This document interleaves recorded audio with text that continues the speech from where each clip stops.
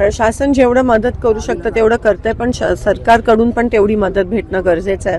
आता आपल्याला NDRFची एकच त्या ठिकाणी बोट मिळाली आहे, तुकडी मिळाली आहे. आपल्याला अजून त्याची गरज आहे, कारण का आता 2 दिवसात असं म्हणतायत की अजून पाणी त्या ठिकाणी येणार आहे. तर गंभीर परिस्थिती, स्थलांतरवर आता भर देणं गरजेचं आहे. त्यासाठी NDRF पाहिजे.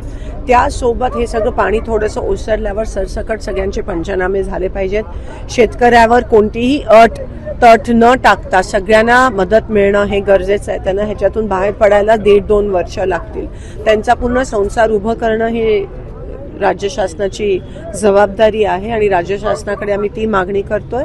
केंद्र शासनाकडून पण मागणी करणार आहोत की सोलापूरला आणि महाराष्ट्राला एकंदरीत एक वेगळं पॅकेज देऊन जेवढे ज्या शेतकऱ्यांचे नुकसान झाले, घराचे असतील, पिकाचे असतील, त्यांना ताबडतोब मदत करणं आणि आता सध्या स्थलांतर करून NDRFची टीम जास्त मोठ्या प्रमाणात पाठवून लोकांना स्थलांतर करणं हे प्रायोरिटीने. ओला दुष्काळ जाहीर करावा अशी मागणी जी आहे मी मागच्या वेळेस पण केली. मी परवा मुख्यमंत्र्यांना भेटली त्या संदर्भात.